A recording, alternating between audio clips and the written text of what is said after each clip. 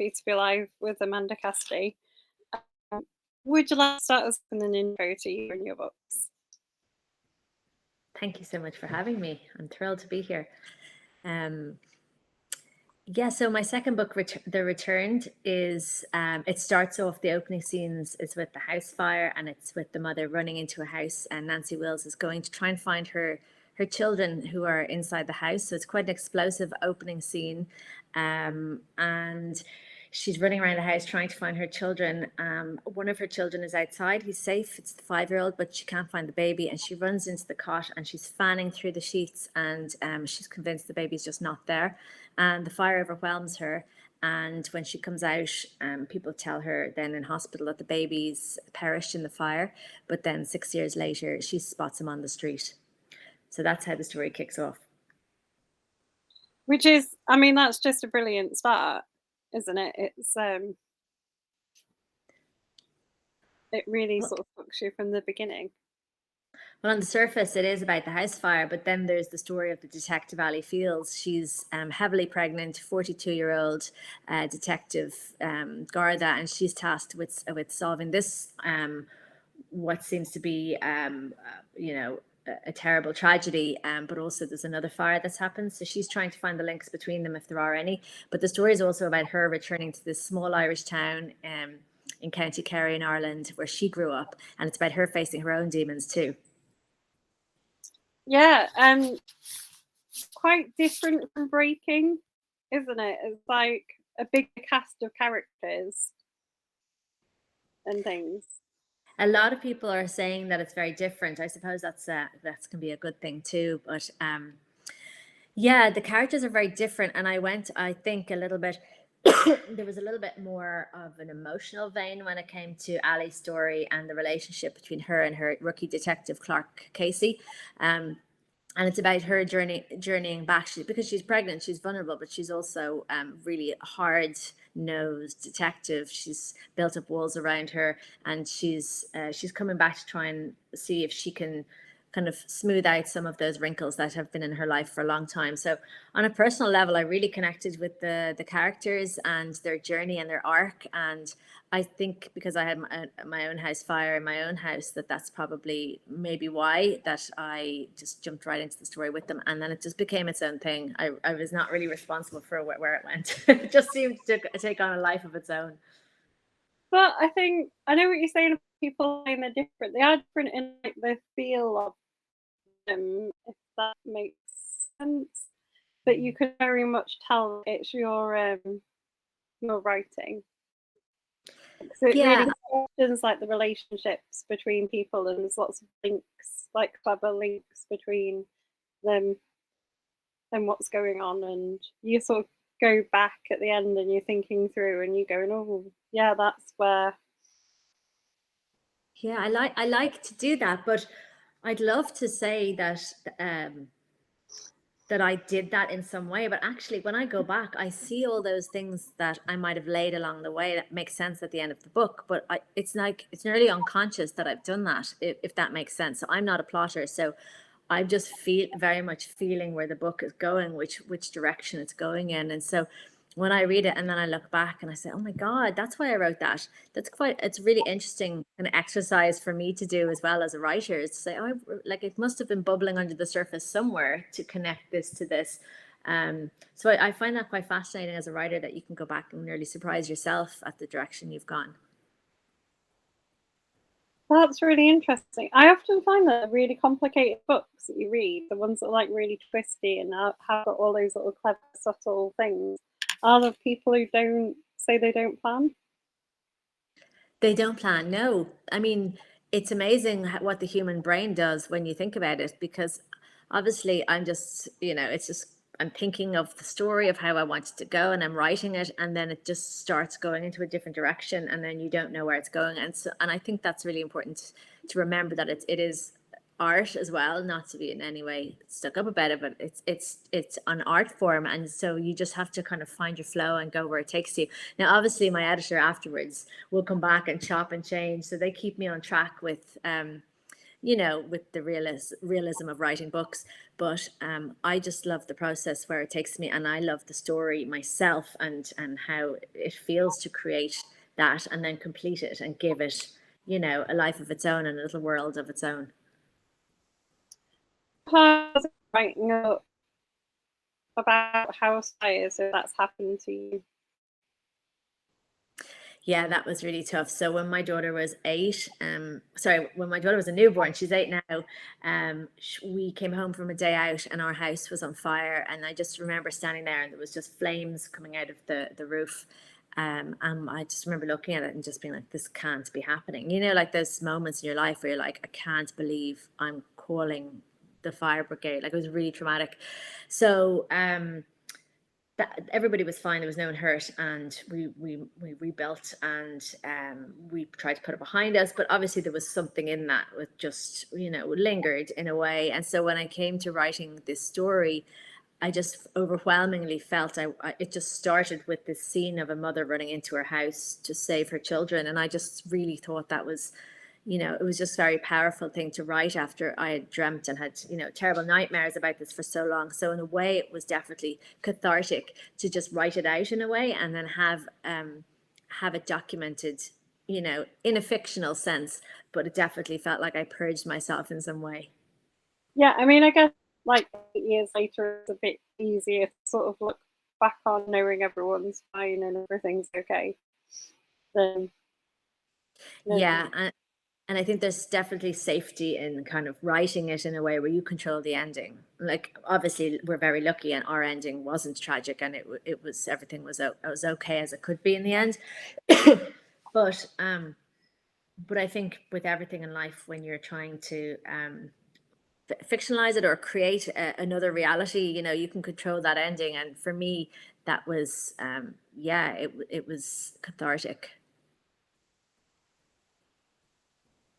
I can imagine. Um, is the town that you set it in a real town? So the name Curralock is made up, but the town itself that I pictured when I'm writing is a town in Connemara in the west of Ireland, and it's called Clifton.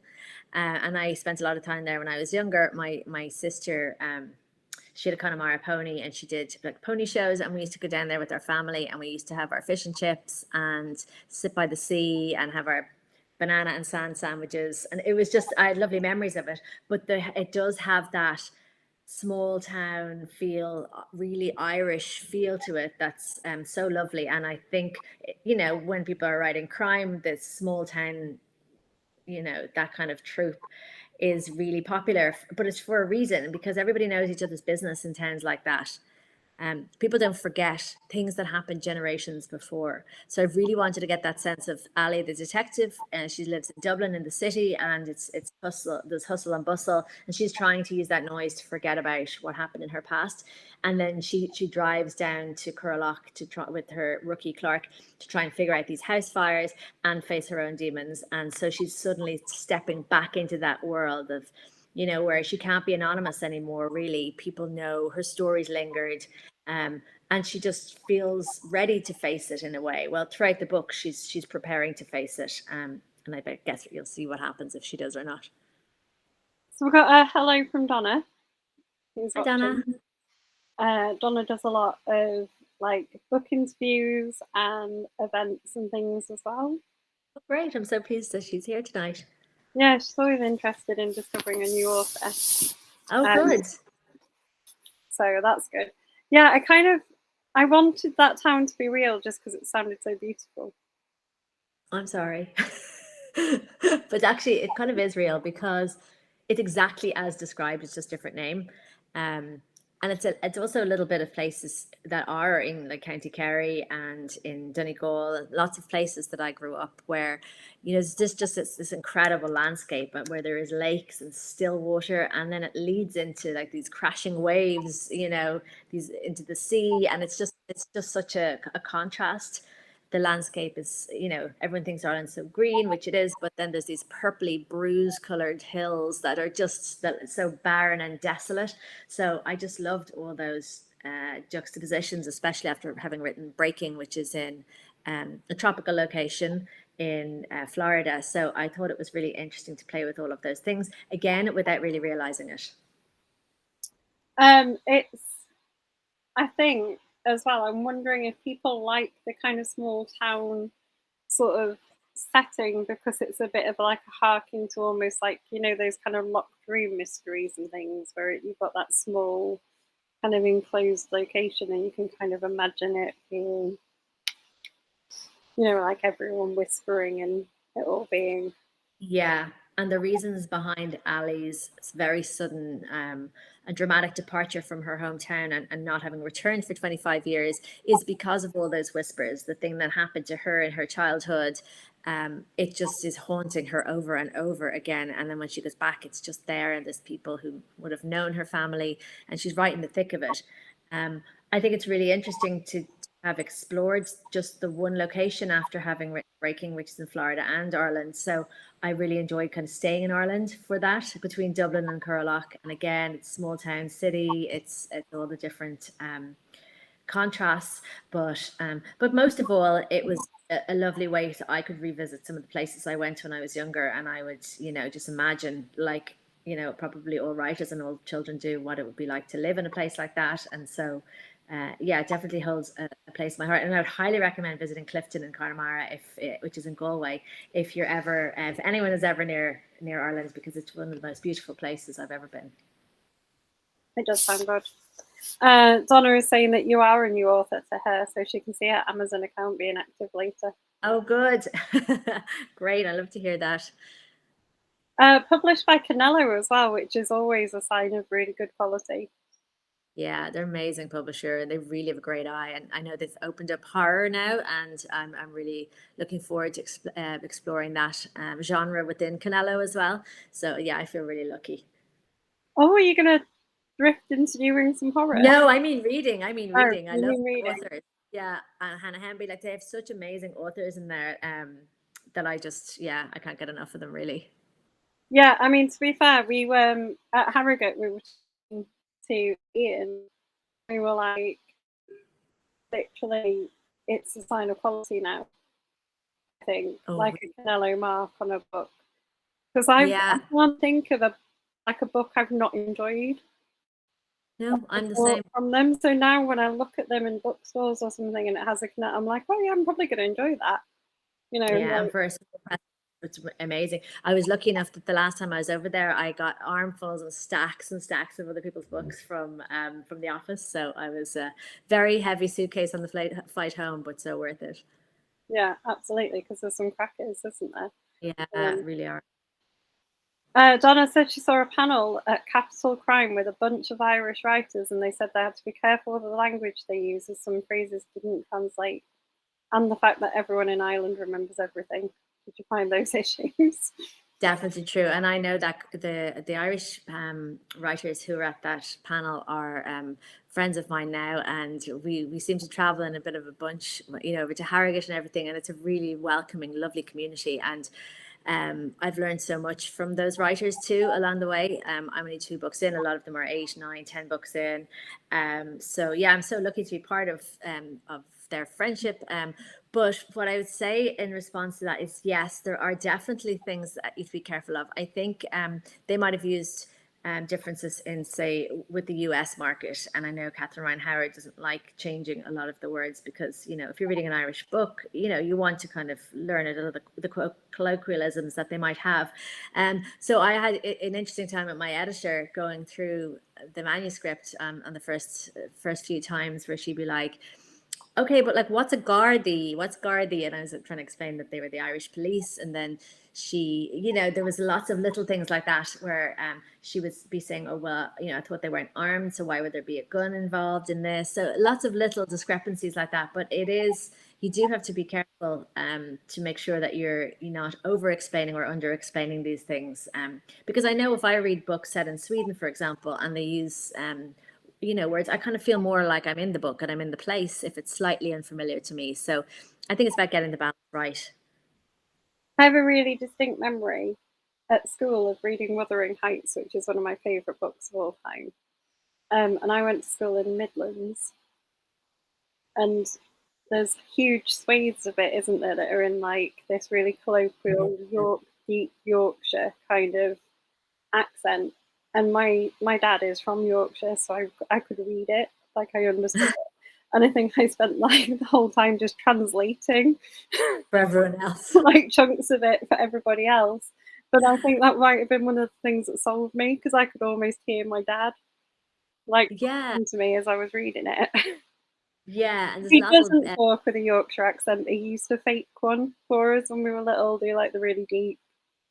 yeah, there's lots of kind of little things like that that you like. I can't really even think of on the spot now, but there's turns of phrases that we use. Oh God, I can't even think of something now off the top of my head, but it'll come to me.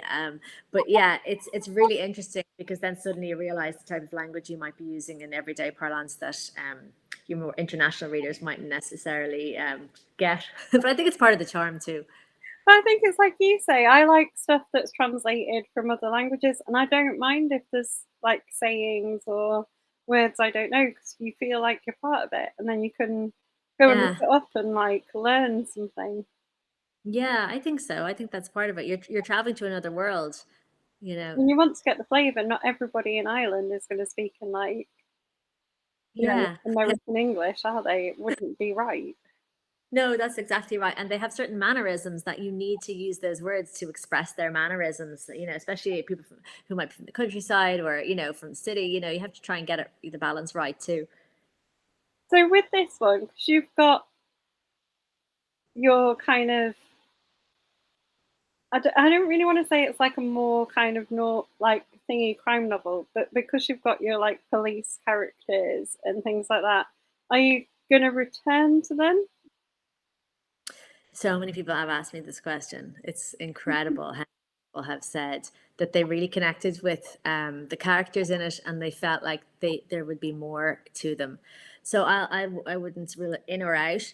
Um, my third book isn't a sequel to it, but I did connect with these characters so well, so it's not something that I'm putting away and not considering at all because I think there have to be, there's still more story to tell there. But at the same time, I think sometimes they had their moment. They had their moment, in this world that I created, and would you nearly be, I don't know, not ruining it, but would you nearly be, I don't know. It's just they had that moment and everybody connected with it. And sometimes you're nearly better walking away than being left with something else. But in saying that, because so many people are saying it to me, and in my head, like I'm going out for a walk, and I'm suddenly thinking about them, and I'm like, oh, that could definitely work. So yeah, we'll have to see. Watch this space. I think with how rich you made them though, and like their backstories and like the thing that I'm trying to do this without giving away a spoiler or anything, you know what I mean? Like all the events that happen throughout the book. There is kind of not unfinished business because the book finishes and you have a definite ending, but you kind of feel like there is more. Do you know what I mean? You could go back and they could like there is more to explore with those people. It Yeah, isn't just about what they've done there, if you know what I mean. There's like the way you've ended it almost leaves them with more to do.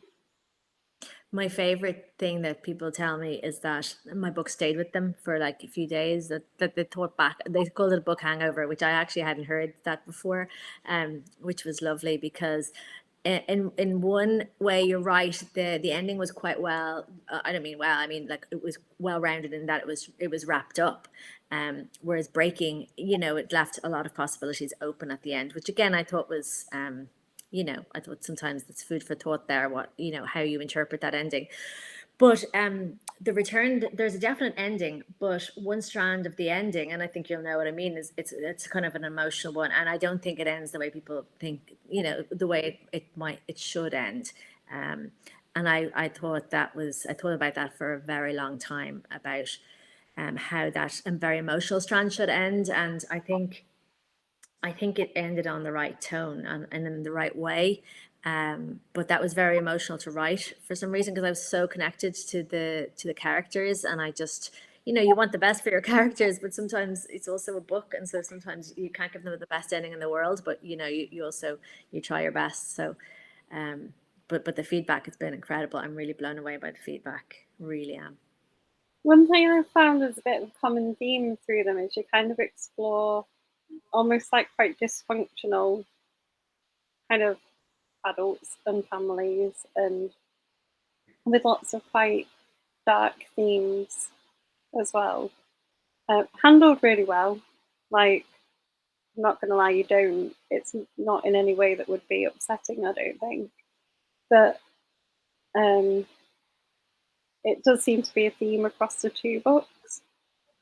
Yeah, I think you're right, but I think I'm a mother. I've five brothers and sisters. Like I just think I'm fascinated by all those relationships and how different they are. And I'd love to write a book actually about brother and sister, maybe tonight dynamic. Um, or sibling dynamic, which I know there are themes of that in the book as well. But I don't know. I just think it's when you throw a lot of things adversary at your characters, and there's challenges and there's deep seated challenges. It just makes kind of it more interesting for them to try and then claw back their way into real life, when they're trying to just function, and she's just trying to do her job and solve these fires, for example, and yet she's just held back by her past. So yeah, intergenerational trauma has been really interesting for no particular reason other than I think it makes a character quite multifaceted, and there's always that conflict between what the decisions people made generations before and the decisions you now have to live, and that you can't necessarily change. So, yeah, I hope that it makes for rich characters, and I probably continue to explore themes like that. Because if we were all very functional in society, and we're all like, there's everyone has elements of dysfunction. We live in this perfect Instagram world where we're all just supposed to, work hard, play hard, and just get on with life and smile. And I just think, it's not reality for most people. Most people that are listening, that I know, most people have things in their past, skeletons in their closet, themes that they're uncomfortable talking about, shame in their family. There's so many things. So I think maybe the reason people connected with it is because everyone feels like, yeah, maybe there's a little bit of darkness within their family, wider family scenario, and I'm just maybe bringing that to light. I think the reason that people are saying that they get a book hangover or keep thinking about it is the richness of the characters, because Yeah. they feel so real. You can imagine the events almost being real. Well, I could see them when I write. I can see it like a movie. So when I sat down to write, and when I sit down to write, I can just see these characters doing these things, and I'm just writing like as I'm seeing it, like I'm looking at a screen. And I don't know if that's how all writers write. I presume there's probably loads that do that. Um, but I just see them doing it like watching a film, and it just makes sense to me then to write it. So maybe that's why they seem quite real, because they're real in my head. So do you have like a fully formed? I don't ever picture things as I read. Do you It's not? no, I don't ever like don't visualize anything. It I'm would just be like, really fascinated now. Do you actually see them fully formed? You actually know what they'll look like and everything. well, I mean, not day one, but they're kind of like, it's like blurred and kind of coming into focus as I write. And obviously, when you go back to write and you go back to write, they just get less pixelated in my head.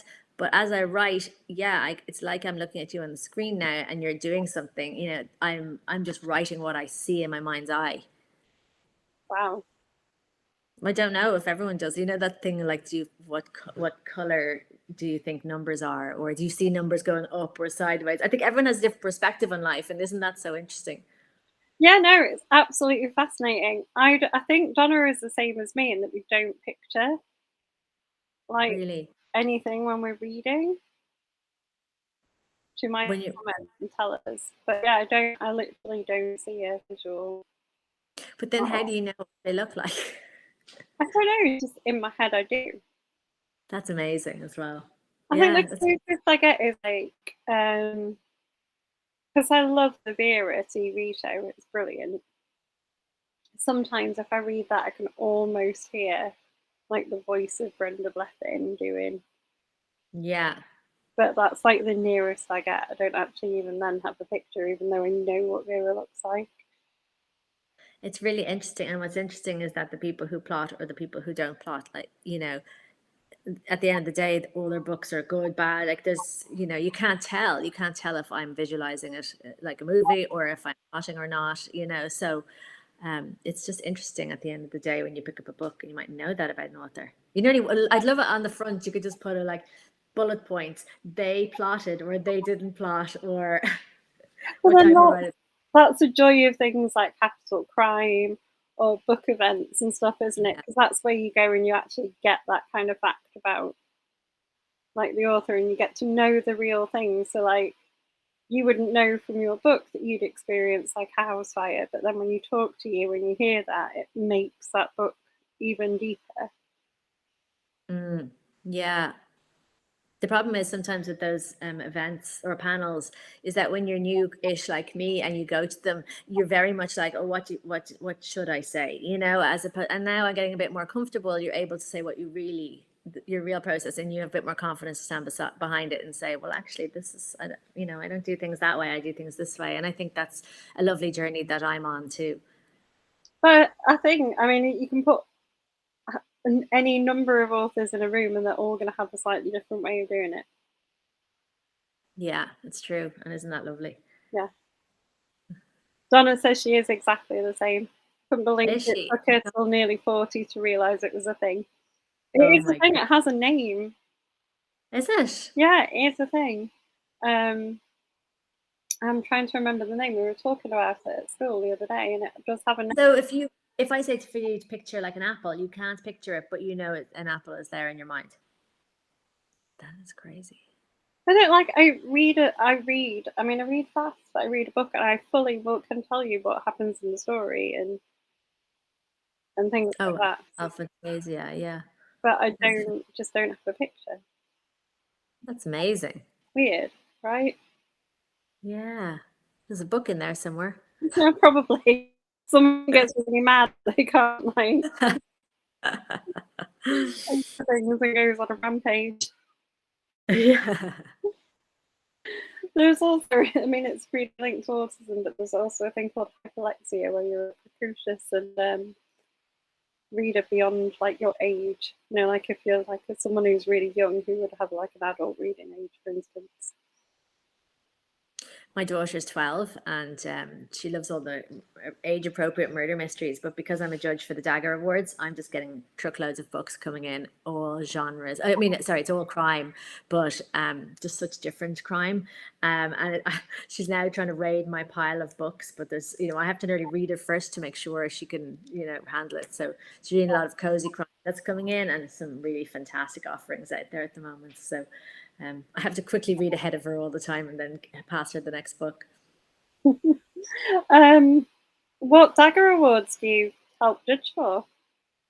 Yeah, so I was nominated for, nominated for a Dagger Award for breaking, and that was amazing. I was just really shocked, and I got to go over to London for the ceremony and got down to the last six and everything. So that was an amazing experience. I didn't really feel I was ready to win, so I didn't have any expectations, but it was great on the night.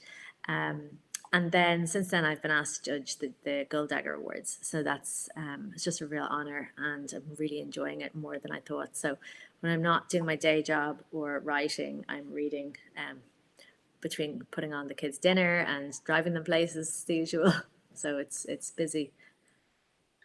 It is, and you're right about. I think cozy crime's like a massively growing genre at the moment, isn't it? And there's some really good. It really is. I don't know. I could never. Like, there's certain things that I don't feel like I could ever write, and short stories is one. Um, Cozy crime is another. I just think, I just really like dark, dark, dark, emotional things.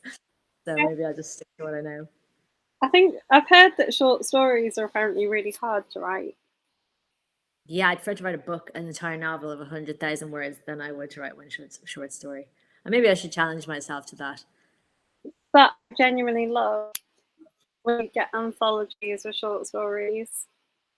They are great because I always describe them as being like, when you buy a festival ticket and you'll buy it Mm, for like kind of however many people you know and love.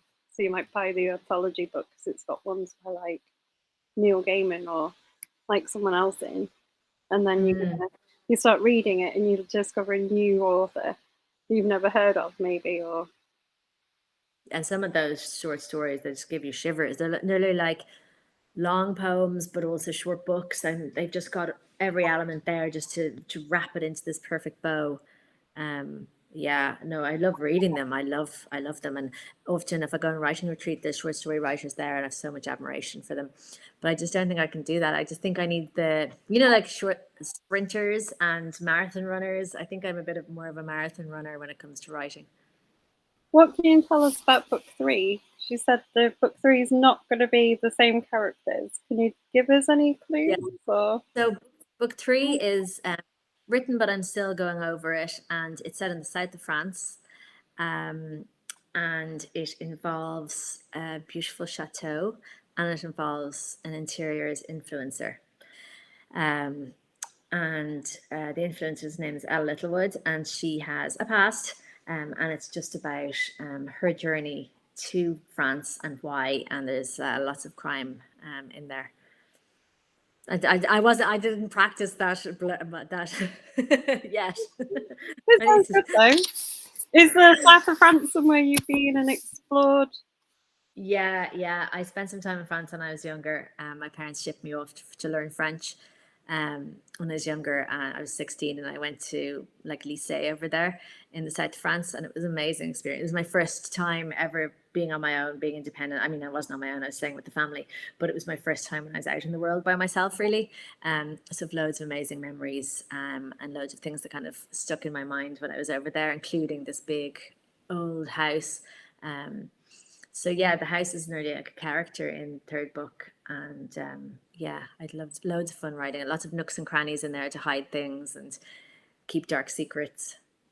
That's quite another feature of your books, though, isn't it? Like the place being a character, because in breaking, like where things happen is really important. Yeah, I love bringing in that element of it because you know you can create a tension with the place, by describing it, or by just having it enter the book as a character. It just gives it a lot of texture, I think. And I really enjoy playing around with that, with nature and with texture. And like I said, there's a lot of water themes before, but my so breaking is water based. Um, the Returned, I was going to call it Burning, which was its working title at one stage, but The Returned has fire, and this new book has earth. So I need something. My fourth book's going to have to be about air, just so I get all the elements in. And then you could go over to Canello's horror one and do one about spirit. Yeah, I'd love to do a horror. I think no, I probably scare myself because I'm this big scaredy cat. Do you know what? I think your style would really work though, because if you look, there's like all different types of horror, isn't there? So there's a lot of like the standard kind of like slasher, sort of creepy paranormal stuff. But then there is also, I really like reading. I do read horror, but I really like the ones that are a bit more like what you write, but kind of dialed up a bit.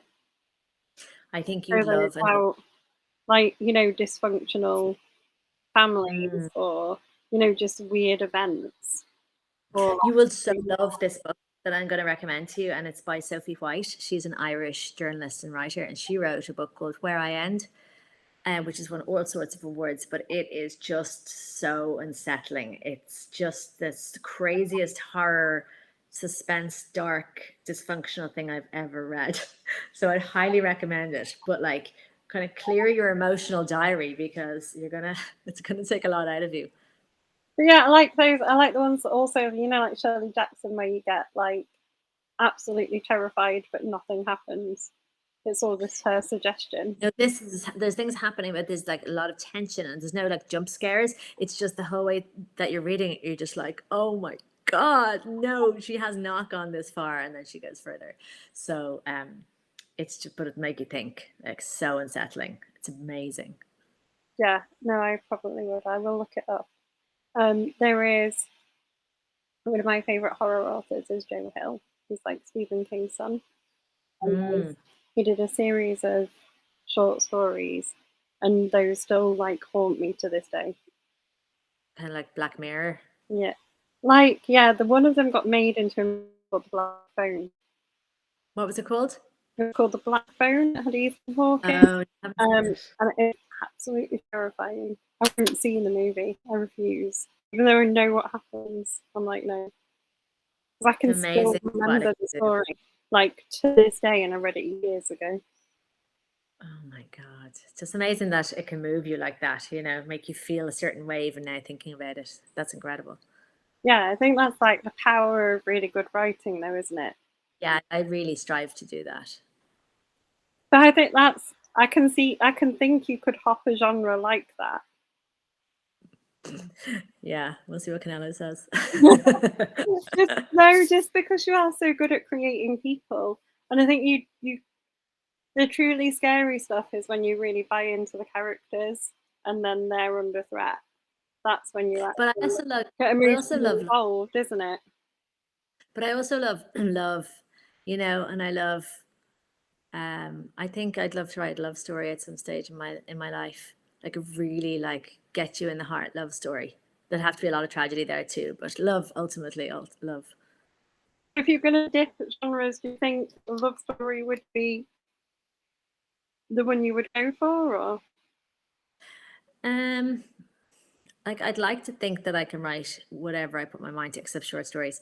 Um, but ultimately, I just want to write something that really makes people feel something. And I know it sounds kind of cheesy, but that's because I write to move myself, number one.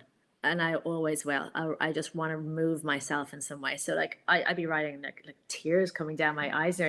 I think that's really important. And it's yeah, getting it into crime. Like I think I write crime with heart. Um, but yeah, it's just real. It's on a human level too. So I think anything that I could move myself to, and that would then move readers. I think I'd love to do that. do you think? Because we've just been talking, haven't we, about like capital crime having a panel of Irish authors.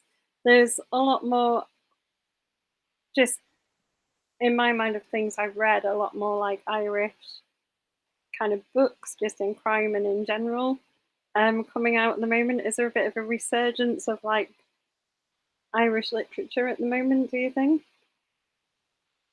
Yeah, very much so. I think Irish people, well, maybe no more than others, but I think we had a lot in our past, and I think now is the time when we can look backwards and channel a lot of what we've gone through into art.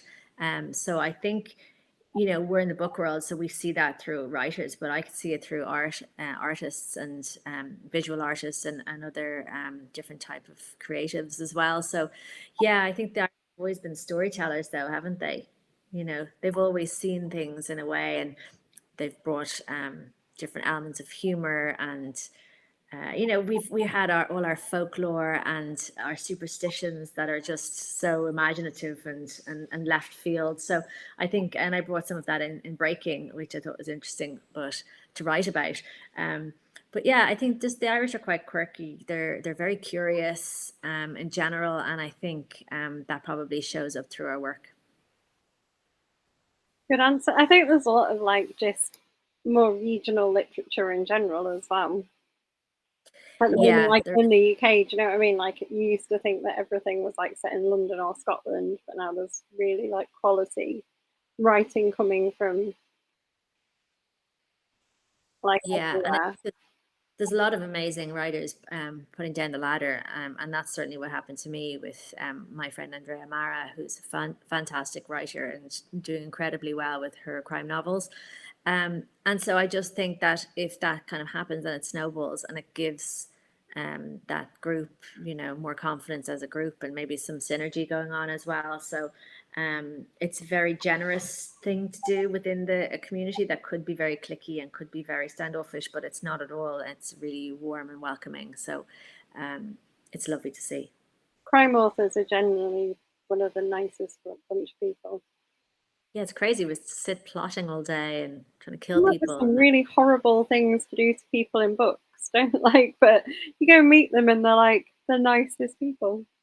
I know it's crazy. I met Lisa Jewell before, and at Harrogate, and so she's just so lovely, and softly spoken, and then you're just like, how do you even go to those places that you go in your novels? So, yeah.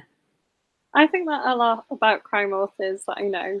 Sometimes I read their books and I'm like, how have you thought of this? Like, you're just the nicest person, and you're like, The channeling demons. yeah, where is this coming from? So, I mean, you must have read quite a lot if you're judging for things and stuff like that, and you've got a big suitcase of books from Canelo. What are your reading recommendations for the year? What have you read that you've really, really enjoyed? I've just finished an amazing book, again by an Irish author, called Olivia Kiernan, and it's called The End of Us, and it's just really good, like really slow burn suspense, book about a couple living in a lovely fancy house in Wimbledon in London. So that's really, really good. I'd highly recommend that. And I'm currently reading All the Sinners Bleed by S.A. Crosby, and really enjoying that. Um, and I finished recently reading Dennis Lehane's Small Mercies Like These, I think it's called, and that was just incredible. So I'm really lucky. There's just amazing books just coming my way all the time, and I'm reading proofs for other authors. And yeah, it's been a long time since I read a bad book, actually. It's, I'm spoiled for choice. But every time I read these amazing books, you get that twinge of, oh my God, I wish I'd written this. But ultimately, you need that escape from your own writing, and you need to, yeah, just enjoy other people's work as well. Can you read crime while you're writing, or do you have to swap genres? No, I can read, and I can read quickly as well. So it's useful. Um, no, I can read anywhere and I can write anywhere. Yeah, I think I'm a quick reader, but I can read anywhere, but I can't work anywhere, if that makes sense. Well, once I have my headphones, I'm kind of okay, but I have very loud children at the same time, so I need noise cancelling ones. Oh, I need to not be somewhere quiet. I don't know if it's a teacher thing, but I need Mm. noise to be able to work. Oh my God, my son's like that. My son listens to loud music doing his homework. I'm like, how Yeah. are you doing this? I'd be like music or the TV on or like something like that. Yeah, actually, right. I kind of do listen to music when I'm writing, but it can't have words in it, so it has to be instrumental. No, no, it has to have words for me. It has You to be, can. yeah. That's like full on chaos. I need like You have a fascinating brain, I'm learning tonight. I think it's just the thing, when it was lockdown and everyone had to work from home, I was terrible at it. It just was like, It's too quiet. I'm just gonna take a quick picture while we're doing it, so I can put up on my social media later. yeah, too quiet, too organized. That's crazy. I like literally write in the car while my kids are at training, or I'll be like, okay, 10 minutes now till that pasta boils, so I'll get another few words done and I'll run over. It's probably not the best method though. You should probably like have. I should be more organized and do like time blocks, but I don't think it's realistic at the state my family's in. No, the age my family's in. Um, I kind of have to be on call a lot as well, and then my writing's calling to me too. So yeah, I think like everybody, you're greedy for time sometimes. But it's working well because you've got two really top quality books already out in the world. Thank you for saying that.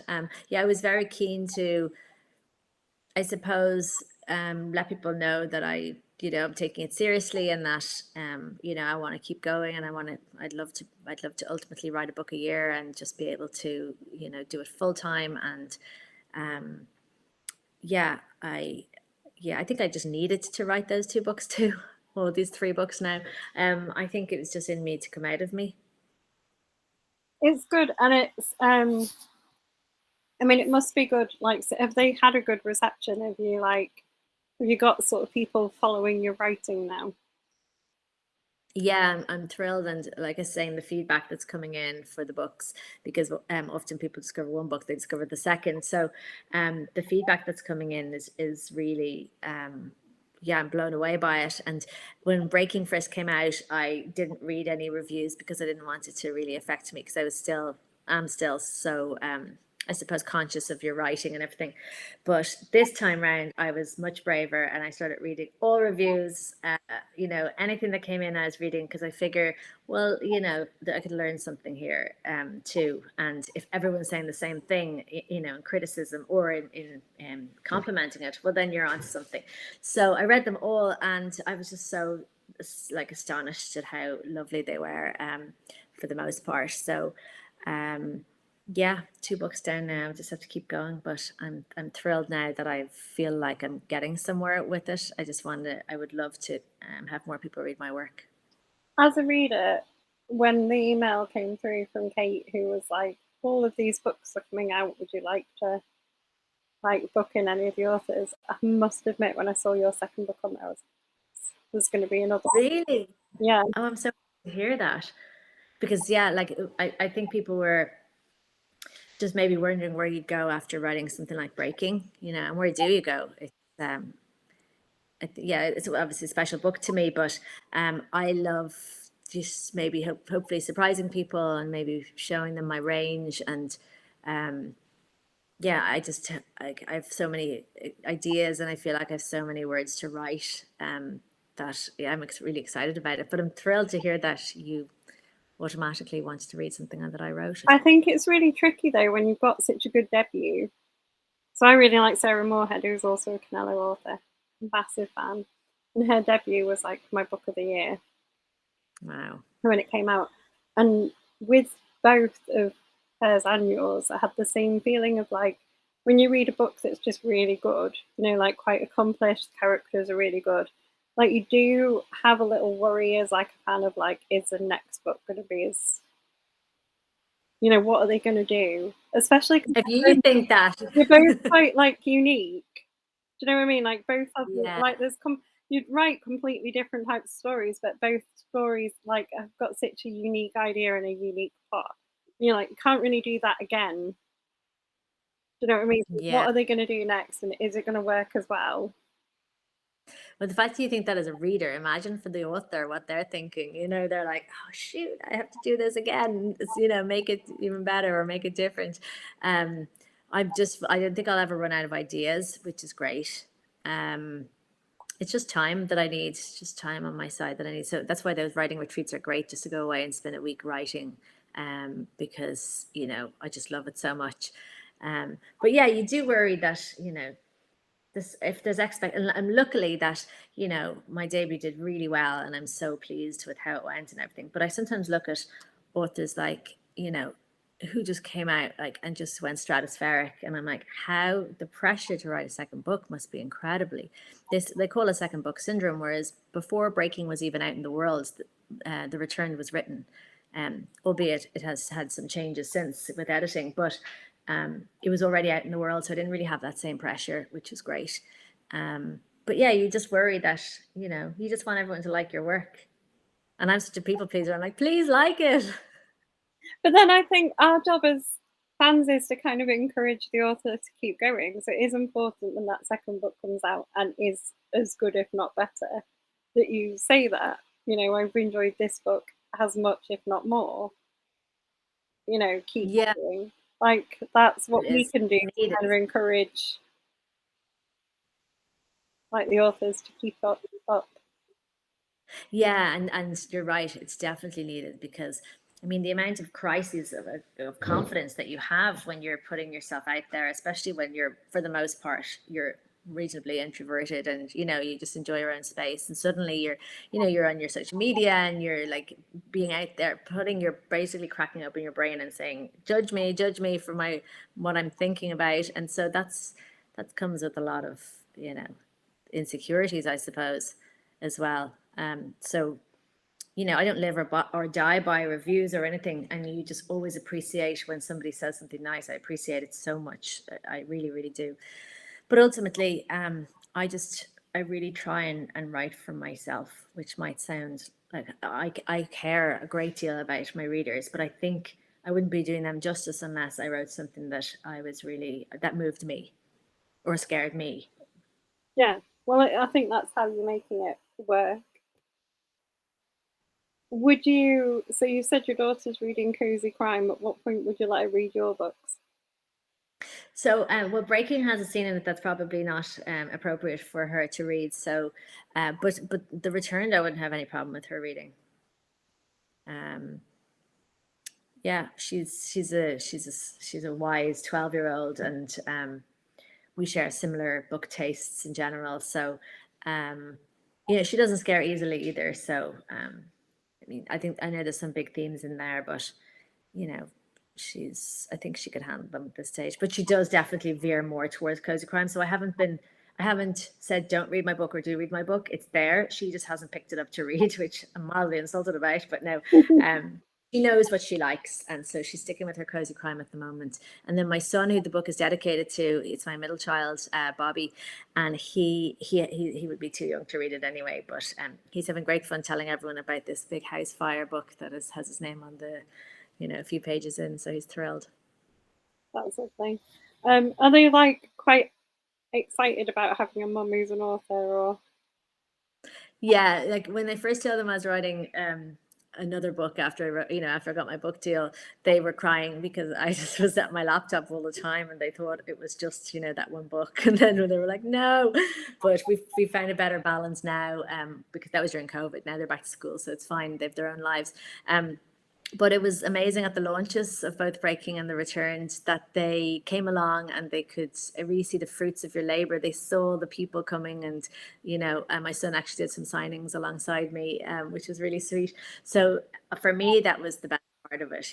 Letting them see what you can do if you put your mind to it, I suppose. And just it was so lovely to see the responses to people and see the kids seeing that too. So they're really happy and they love telling people I'm an author. But I love saying that too. yeah, it's exciting. Yeah.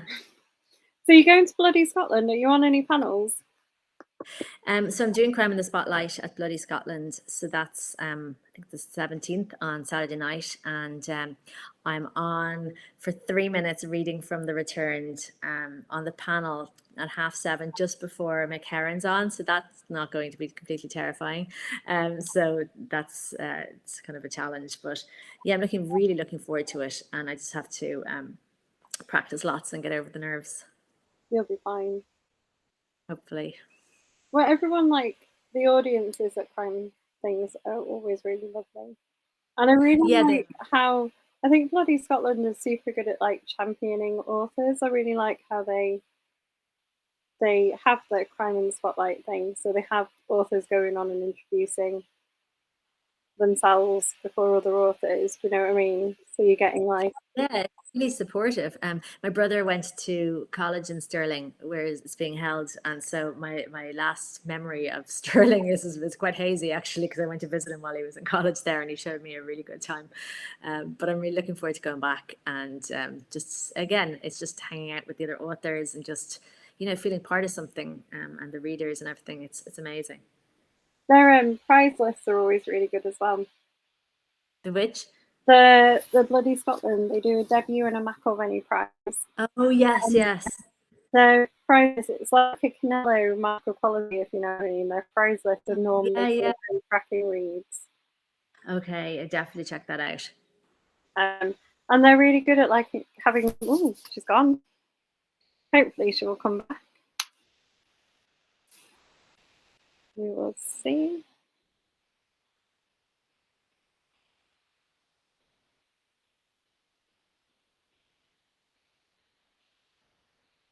Ah, here we go. I can. Yeah, perfect. There you go, you're back. Hi, I don't know what happened there. I just You popped just out. disappeared. You must have lost some internet. We'll blame the heat. I'm back. Yeah. So you love writing books in like Florida and the south of France, but you're not keen on the heat. I had to go for research purposes. I brought my two daughters to the south of France when I think it was like May or something. They had a few days off, and I was like, right, we need to go to the south of France for some research. My husband was like, really? Yeah, but it was great. It was lovely to. Sometimes you need to just go and absorb everything. I didn't go to Florida for research or anything because it was during COVID, but um, yeah, I'd been there when I was younger, so yeah, it's nice to go to tropical locations. Maybe Maldives for the next one. Yeah, come up with just set your book anywhere you want to travel. Yeah, yeah, true. Then It's it a could good be idea. like it's a research trip.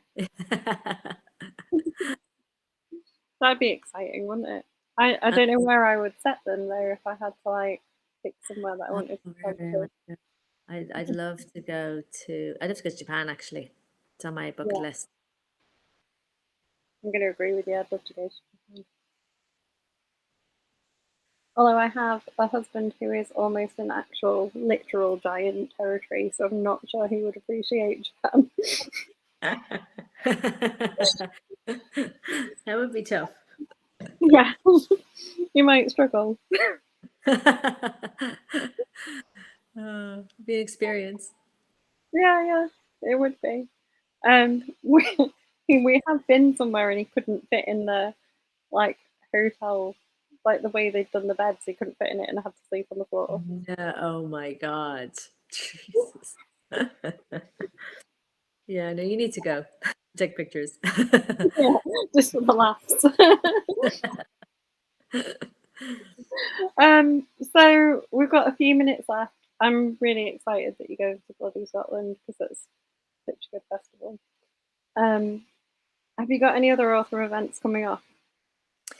Yes, there's Murder One, which is a festival that's on in Dublin. That in the last few years we've got some really big names, and so I'm really lucky that I get to interview Liz Nugent as part of a panel. So that's kind of terrifying, but so that I'm doing that, and I've just recently done a lovely panel on Spike Island with my friend Andrea Mara, who's an amazing author, and another author called Alice Bell, who you should also check out. She's really good. It's like cozy crime, but really clever cozy crime that she writes.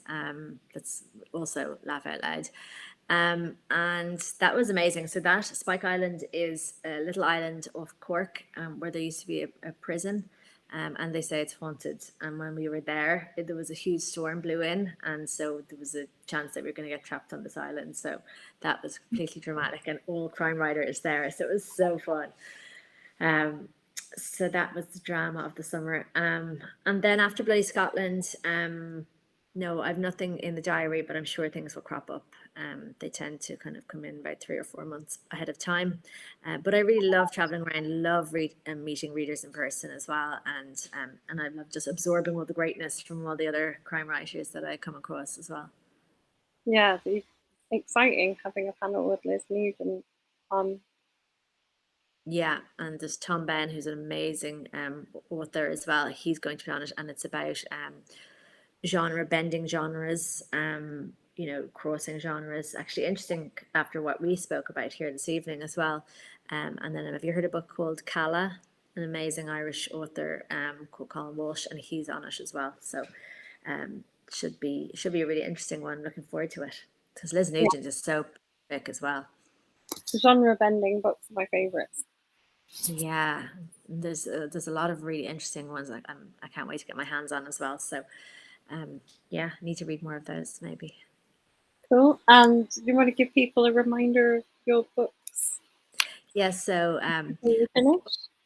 Breaking is my first book, and it's set in Florida, and it's about Dr. Miriam Fitzpatrick, who's drinking in a bar when her daughter Alana goes missing on the beach. And the second book is The Returned, which is just out, and that is the story of Nancy Wills, who runs into a burning building to try and rescue her children. She's told that one of them perishes, but then she sees them on the street 6 years later. Um, and they are all in good bookshops now. But it would be great if people wanted to contact me on social media. I always love hearing from people, and I'm quite active on my Instagram. So if you want to get in touch with me, I'm always happy to have a conversation or answer questions. And that's Amanda Cassidy Writes. Is Instagram your most active social Yeah, media? yeah, it is. Yeah, I'm quite good on Twitter, LinkedIn. Um, I'm so helpless at TikTok. I can't do it. I'm just my 12-year-old's trying to like teach me, and I just like doing the filters, but I don't think that's going to sell any of my books. If I have like a little cat, face emoji and I stuff. don't know. Because I don't there's think so so. many Maybe it people will. selling books on it, isn't there? Yeah, I know. I think there has to be some kind of secret ingredient, and I just don't think it's me sitting there being 44. It's gonna work. Um, I can't watch TikTok. It just yeah, it's mind bending, as they say.